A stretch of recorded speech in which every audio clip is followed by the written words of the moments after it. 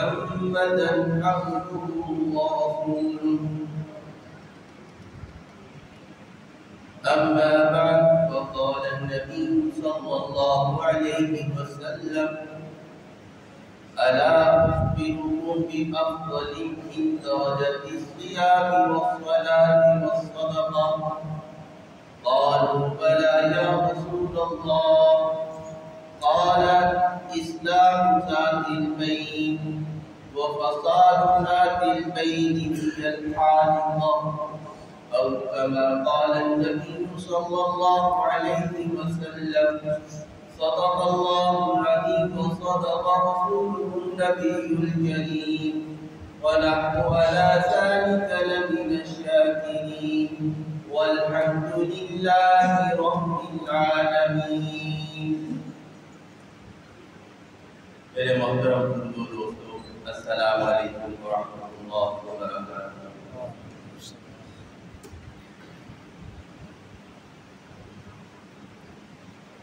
آج کل شادیوں کا دورہ ہے۔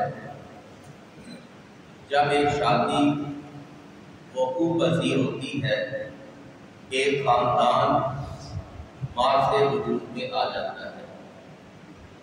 یہ جتنی فیملیاں ہوتی ہیں یہ سب خاندان کہلاتی ہیں۔ ان کے آپس کے بھی بڑے گہرے حقوق ہیں۔ آج ان خاندانوں کے حقوق کے متعلق چند باتیں عرض کرنی ہیں۔ پہلی بات یہ ہے، ہمارے ہاں دین کا تصور نماز، روزہ، حج، زکات تک محدود ہے۔ اگرچہ یہ بھی ساری عبادتیں ہیں، اسلام میں ان کا باقاعدہ حکم ہے، لیکن ان کے ساتھ ساتھ دین کے اور بھی بڑے اہم احکامات ہیں۔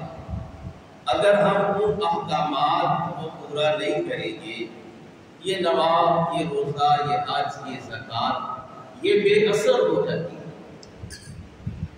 اس لیے ان عبادات کے ساتھ ان باتوں سے بھی بچنا ضروری ہے جو باتیں انسان کی عبادت پر پانی پھیر دیتی ہیں۔ یہ ایسا ہی ہے جیسا کہ آپ دوائی کھاتے ہیں، خوراک لیتے ہیں، بھئی ان باتوں کے ساتھ ہمیں پرہیز بھی کرنا پڑتی ہے۔ اگر ہم پرہیز نہیں کریں گے تو یہ دوائیاں، یہ خوراکیں سب بے اثر ہو جاتی ہیں۔ ایسے ہی آج جس بات کے اوپر گفتگو کرنی ہے وہ بات ہے آپس کے اختلافات کا۔ اور آپس کے اختلافات یہ انسان کی عبادتوں کو میڈیا میڈ کر دیتے ہیں۔ یہ ایسا ہی ہے، دوائی کھائی اور پرہیز نہیں کیا بلکہ الٹا وہ چیزیں کھائی جو دوائی کو بے اثر کر دیتی ہیں۔ ایسے ہی یہ آپس کے اختلافات یہ عبادتوں کو بے اثر کر دیتے ہیں۔ اور کہنے کو یہ ایک معمولی درجے کی بات ہے، کسی سے ناراضگی بول لے گی، بھئی اس نے میرا حق ادا نہیں کیا، میری اس سے بول چال بات ہے۔ کہنے کو تو یہ آدمی کا اپنا ایک فعل تصور کیا جاتا ہے، یہ اس کی ذاتی رائے ہے، حالانکہ ایسی بات نہیں۔ دین میں جب ہم داخل ہوتے ہیں ہماری ذاتیات ختم، ہماری مرضیاں ختم، ہماری خواہشیں ختم۔ اب ہم صرف اور صرف اللہ اور اس کے رسول کے احکامات کے پابند ہیں۔ لہذا یہ جو سمجھ آ جاتا ہے میری ذاتی رائے ہے، میرا اختلاف تھا، میرا غصہ تھا، اب اس غصے کی وجہ سے میں نے اختلاف کر لیا، لہذا میں نماز بھی پڑھ رہا ہوں، روزہ حج زکات بھی کر رہا ہوں، بلا شبہ یہ بھی باتیں ہیں، لیکن یہ بے اثر ثابت ہو جاتی ہے۔ یہ میں اپنی طرف سے یہ بات نہیں کہہ رہا، یہ رسول اکرم صلی اللہ علیہ وسلم کا ارشاد ہے۔ جن کے نام سے ہم دین میں داخل ہوتے ہیں، جن سے محبت کا ہم اظہار کرتے ہیں، یہ ان کی فرمائی ہوئی بات ہے۔ رسول اکرم صلی اللہ علیہ وسلم نے صحابہ اکرام سے ارشاد فرمایا، الا اخبرکم بافضل من درجۃ الصیام والصلاۃ والصدقہ، کیا میں تمہیں ایک ایسی چیز کے بارے میں نہ بتلاؤں جس کا درجہ نماز سے بھی اونچا، روزے سے بھی اونچا، صدقے سے بھی اونچا؟ صحابہ کرام حیران پریشان، ایمان کے بعد سب سے اونچا درجہ نماز، نماز کے ساتھ روزہ، روزے کے ساتھ صدقہ، یہ تو بڑے ہی دین کے اولو العزم امور ہے۔ بھائی ان سے بھی اونچی کوئی بات ہو سکتی ہے؟ عرض کہ یا رسول اللہ بلا، ضرور ارشاد فرمائیے۔ آپ صلی اللہ علیہ وسلم نے ارشاد فرمایا، اصلاح ذات البین، وہ عمل یہ ہے لوگوں میں صلح صفائی کروانا، اختلافات کو ختم کرنا، یہ سب سے اونچا عمل ہے۔ اور اس کے ساتھ ارشاد فرمایا، وہ فساد ذات البین، آپس کا اختلاف، آپس کا توڑ، آپس کی ناچاکیاں، ہی الخالقہ، یہ تو موڈ دینے والی بات ہے۔ آپ صلی اللہ علیہ وسلم نے دوسری حدیث میں ارشاد فرمایا، میں یہ نہیں کہتا کہ آپس کا اختلاف یہ تمہارے سر کے بال موڑ دے گا، بلکہ یہ تمہارے دین کے تمام معاملات کو موڑ کر رکھ دے گا۔ یہ تمہارے تمام عبادات کو، تمہاری ریاستوں کو، تمہارے نفلی حج عمرے صدقے کو یہ ختم کر دے گا۔ یہ الخالقہ، جیسے اس طرح سر کے بال کو جڑ سے کاٹ دیتا ہے، یہ آپس کا اختلاف بھی یہ ہماری عبادات کو ایسے بڑھاتا ہے جیسا کہ اس طرح سر سے بال کو اتار دیتا ہے۔ اب آپ سوچیں کتنی خطرناک بات ہو گئی۔ ہم بڑے شوق سے نمازی تھے، حاجی تھے، لیکن آپس میں ناچاکیاں کر کے بیٹھے ہوئے ہیں، اور ان ناچاکیوں کی وجہ سے ہماری عبادات بے اثر ہو جاتی ہیں۔ اور آپ صلی اللہ علیہ وسلم نے اس بات پر تھوڑا زور دیا کہ آپس کے اختلافات کو ختم کرو۔ اس کے لیے آپ کو جب معلوم ہوتا فلاں دو گروپوں میں یا فلاں دو ساتھیوں میں لڑائی ہے، آپ ان کی صلح کے لیے چلے جاتے ہیں۔ چنانچہ ایک دفعہ رسول اکرم صلی اللہ علیہ وسلم صلح کے لیے چلے گئے، اور نماز مسجد نبوی میں نماز کا وقت ہو گیا۔ آپ کا انتظار کرتے رہے، آپ تشریف نہ لائے۔ پوری زندگی میں رسول اکرم صلی اللہ علیہ وسلم کا فقط ایک واقعہ یہ ہے کہ نماز کا وقت تھا، آپ مسجد نبوی میں موجود نہیں تھے۔ حضرت عبد الرحمن بن عوف رضی اللہ تعالیٰ عنہ نے جماعت کروا دی۔ آپ تشریف لائے، نماز ہو چکی تھی، آپ چند ساتھیوں کو گھر لے گئے، نماز پڑھی، اور جانتے ہیں کہ یہ عمل کس وجہ سے ہوا؟ یہ رسول اکرم صلی اللہ علیہ وسلم دو گروپوں میں صلح کرانے کے لیے گئے تھے، اور اس وجہ سے وہاں دیر ہو گئی، اور آپ صلی اللہ علیہ وسلم مسجد نبوی میں پہنچ نہ سکے۔ آپ صلی اللہ علیہ وسلم کہ ہاں یہ اتنا اہم بات تھی، چلو نماز تو بعد میں پڑھ لی جائے گی، لیکن دو مسلمانوں کے اختلافات کو ختم کرنا یہ بہت بڑی اونچی بات ہے۔ آپ صلی اللہ علیہ وسلم نے ایک اور فضیلت ارشاد فرمائی، کیونکہ یہ جتنی لڑائیاں ہوتی ہیں یہ انا کے اوپر ہوتی ہے، مال کے اوپر ہوتی ہے، عہدوں کے اوپر، ان باتوں پر لڑائیاں ہوتی ہیں کہ اس نے میرا حق ادا نہیں کیا، ان باتوں پر لڑائیاں ہوتی ہیں۔ آپ صلی اللہ علیہ وسلم نے ایک بہت بڑی فضیلت ارشاد فرمائی۔ رسول اکرم صلی اللہ علیہ وسلم نے ارشاد فرمایا، انا زعیم ببیت فی وسط الجنہ لمن ترک البراء وهو محق، میں ضامن ہوں، ضمانت دیتا ہوں میں۔ اندازہ کریں رسول اکرم صلی اللہ علیہ وسلم ضمانت دے رہے ہیں، کون؟ جس کے ہاتھ میں شفاعت کا جھنڈا ہوگا، جن کی طرف ساری امت کی نگاہیں لگی ہوگی کہ ادھر سے اشارہ ہوگا تو ہماری نجات ہو جائے گی۔ اور آپ کو پاس اس وقت ڈگری ہو کہ آپ ضامن تھے، تو اندازہ کریں یہ انسان کے لیے آخرت کی کامیابی کا کتنی بڑی ضمانت ہوگی۔ تو یہ ڈگری ہے ضمانت کی رسول اکرم صلی اللہ علیہ وسلم کی اس شخص کے لیے، لمن ترک المراء، جو جھگڑے کو چھوڑ دے، وہو محق، باوجود یہ کہ وہ حق کے اوپر تھا، وہ 100% رائٹ پر تھا، اس کا حق بنتا تھا، لیکن اگلے کی ضد انا کی وجہ سے وہ جھگڑا چھوڑ دیتا ہے۔ رسول اکرم صلی اللہ علیہ وسلم نے اس کے لیے جنت کے بیچوں بیچ گھر کی ضمانت دی ہے۔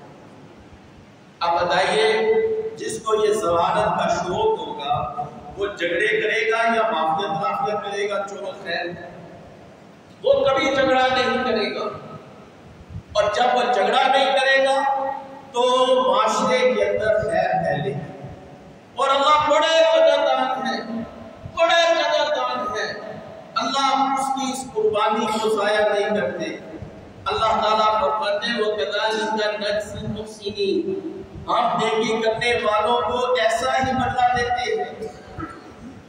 کیسا بدلہ دیتے ہیں؟ جیسے یوسف علیہ السلام کو بدلہ ملا، بھائیوں نے حق مارا، سب کچھ کیا، اور اللہ تعالیٰ نے ان کی اس نیکی کے بدلے میں ان کو بادشاہت عطا کر دی۔ آپ کو اگر دنیا کی بادشاہت نہیں ملے گی، لیکن آپ کو سکون کی بادشاہت ملے گی۔ آپ کو بیوی بچوں کی فرما برداری کی صورت میں سکون ملے گا، آپ کے معاملات حل ہوں گے۔ اللہ بڑے قدردان ہے، اللہ آپ کی اس قربانی کا مول اپنی طرف سے لگائے گا اور اللہ اس کو بدلہ دیں گے۔ تو بہرحال رسول اکرم صلی اللہ علیہ وسلم آپس کے اتحاد اور اتفاق پر سوچتے تھے، اور آپس کے اختلافات کو ختم کرنے کی تلقین فرماتے، اور فرماتے یہ آپس کا اختلاف یہ انسان کے عبادات کو ضائع کر دیتا ہے۔ کہا جاتا ہے کہ ابلیس اپنا عرش سمندر پر لگاتا ہے اور اپنے چیلوں سے کارگزاری سنتا ہے۔ ایک چیلا کہتا ہے میں نے فلاں کو تہجد نہیں پڑھنے دی، ایک کہتا ہے میں نے نماز نہیں پڑھنے دی، روزہ نہیں رکھنے دیا، میں نے ایسا کیا، وہ کہتا ہے ٹھیک ہے ٹھیک ہے ٹھیک ہے۔ ایک چیلا کہتا ہے میں نے میاں بیوی میں اختلاف کروا دیا، ان کی لڑائی کروا دی۔ وہ ابلیس اپنے عرش سے اترتا ہے، اس کو گلے لگاتا ہے اور کہتا ہے تو میرا صحیح جانشین ہے۔ شیطان کا جانشین وہ ہے جو آپس کے اختلافات ڈلواتا ہے۔ کچھ لوگ ہوتے ہیں جو ادھر کی باتیں ادھر اور ادھر کی باتیں ادھر کرتے ہیں، یہ بھی انسانی شیطان کے کرتے ہوتے ہیں، یہ بڑے گناہ کی بات ہوتی ہے۔ لہذا یہ جو آپس کے اختلافات، خاندانی اختلافات ہے، یہ کوئی آپ کی ذاتی حیثیت نہیں کہ آپ رکھیں یا نہ رکھیں، بلکہ اس کے اوپر بھی اللہ اور اس کے رسول کے احکامات نافذ ہوتے ہیں۔ اللہ تعالیٰ نے جب ساری مخلوق کو پیدا کر دیا، ساری روح ماں سے وہ چھوٹ میں آ گئی، یہ جو صلہ رحمی تھی اللہ نے اس کو بھی پیدا کیا، یہ عرش کے ستون کے ساتھ چمٹ گئی اور کہنے لگی اے اللہ تو نے اتنے لوگ پیدا کر دیے، خاندان بنا دیے، میرا حق تو ضائع ہو جائے گا، یہ تو آپس میں لڑائی جھگڑوں میں پڑ جائیں گے، میرا حق ضائع ہو جائے گا۔ اللہ نے فرمایا کیا تو اس بات پر راضی نہیں کہ جو تجھے توڑے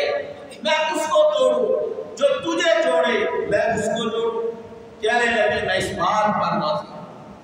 جو صلہ رحمی کرے، اختلافات کو ختم کرے، تو اللہ اس کو جوڑتے ہیں، اللہ اس کا مول ڈالتے ہیں، اللہ اس کو اجر دیتے ہیں۔ اور جو قطع تلقی کرتا ہے اللہ کے ہاں وہ شخص اللہ اس کو تباہ و برباد کر دیتے ہیں۔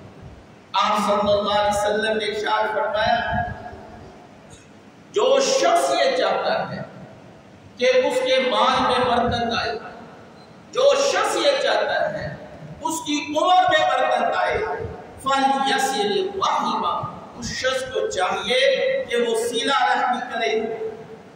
اور صلہ رحمی کب ہوتی ہے؟ صلہ رحمی کب ہوتی ہے؟ جب آدمی اپنا حق دبا لیتا ہے، اپنا حق سے دستبردار ہو جاتا ہے، اگلے آدمی کو اس کا حق دے دیتا ہے، یہ تب صلہ رحمی ہوتی ہے۔ صلہ رحمی ڈو گڈ ہیو کا نام نہیں، وہ بھی اچھا کیا تو میں نے بھی اچھا کیا، یہ صلہ رحمی نہیں، بلکہ صلہ رحمی یہ ہے ایک شخص نے تمہارے ساتھ زیادتی کی، آپ نے معاف کر دیا، یہ صلہ رحمی ہے۔ اس نے آپ کو دیا نہیں، آپ نے اس کو دے دیا، وہ آپ سے غصے ہوا، آپ نے اس کو معاف کر دیا، صلہ رحمی یہ ہے۔ تو جو شخص چاہتا ہے اپنے مال میں، اپنی جان اولاد میں برکت حاصل کرے، حضرت علی رضی اللہ تعالیٰ عنہ فرماتے ہیں، میں قسم کھا کر کہتا ہوں جو شخص صلہ رحمی کرتا ہے اللہ اس کے مال میں اولاد میں برکتیں عطا فرماتا ہے۔ لہذا یہ ہماری ذاتی حیثیت نہیں کہ ہم خاندان کے اختلافات میں پڑ گئے اور لوگوں سے تعلق توڑ دیں، یہ بات بالکل ہمارے دین میں اس کی ذرا سی گنجائش نہیں۔ یہ نماز بے اثر ہو جاتی ہے۔ نماز کا بے اثر ہونا کیا ہے؟ ایک ہے نماز فرض ادا کرنا، ایک ہے نماز کے ثمرات۔ نماز پڑھ لی، فرض ادا ہو گیا، لیکن اس نماز پر اس کو جو انعامات اللہ نے طے کیے تھے کہ بھئی اس نماز سے روزی کی پریشانی ختم، اور اس نماز سے قبر کے عذابات ختم، روزے سے اللہ تعالیٰ نے جو اس کو ثمرات دینے تھے، صدقے سے جو ثمرات دینے تھے، بیماریاں پریشانیاں دور کرنے کی، یہ ثمرات اختلافات کی وجہ سے ختم ہو جاتے ہیں اور خالی نماز رہ جاتی ہے، خالی روزہ جو اس نے ادا کر دیا فرض میں سے ثابت ہوا، لیکن اثرات ضائع ہو جاتے ہیں۔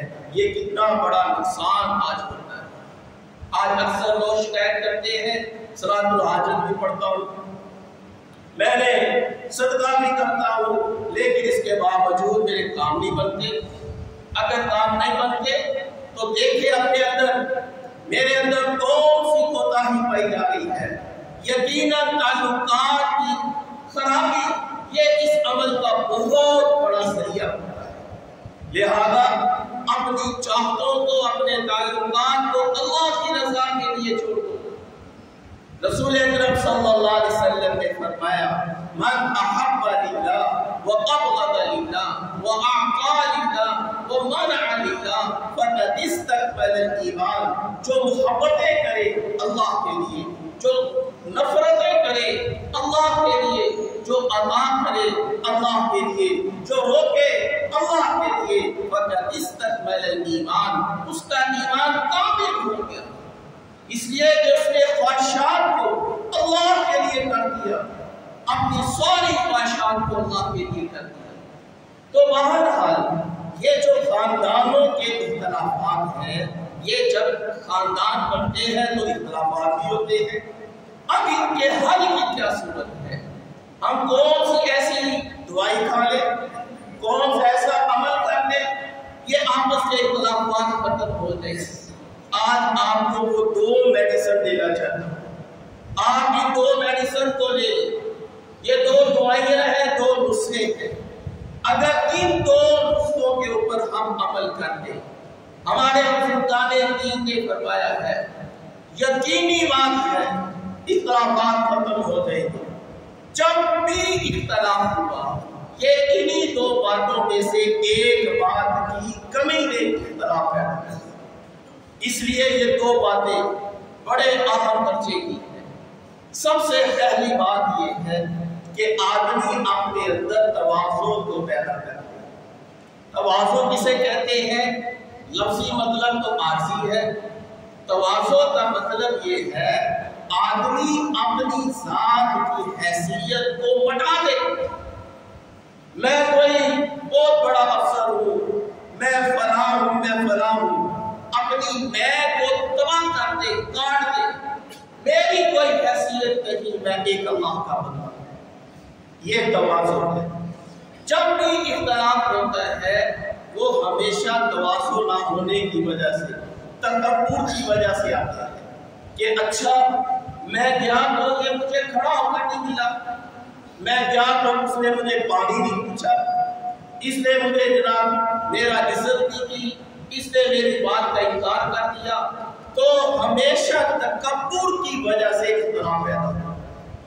جب آدمی اپنی ذات کے اندر اپنے آپ کو بٹا دے، میں ایک اللہ کا بندہ ہوں اور اللہ کی شان میں رکھے بس میری وہی حیثیت ہے اور میری اللہ کے ہاں میرا کامیاب ہو، جو یہی سب سے بڑی میری نجات ہے. جیسا کہ ایک بزرگ کو کسی نے گالی دی کہ تو فلاں ہے، وہ بزرگ کہنے لگے دیکھو اگر تو میں جنت میں چلا گیا تو میں تیری گالی سے بہتر ہوں، اور اگر میں نہ جا سکا جہنم میں چلا گیا واقعتاً اس گالی کا میں مستحق ہوں. یہ ہے تواضع. من تواضع للہ رفعہ اللہ، یہ رسول اکرم صلی اللہ علیہ وسلم کا ارشاد گرامی ہے.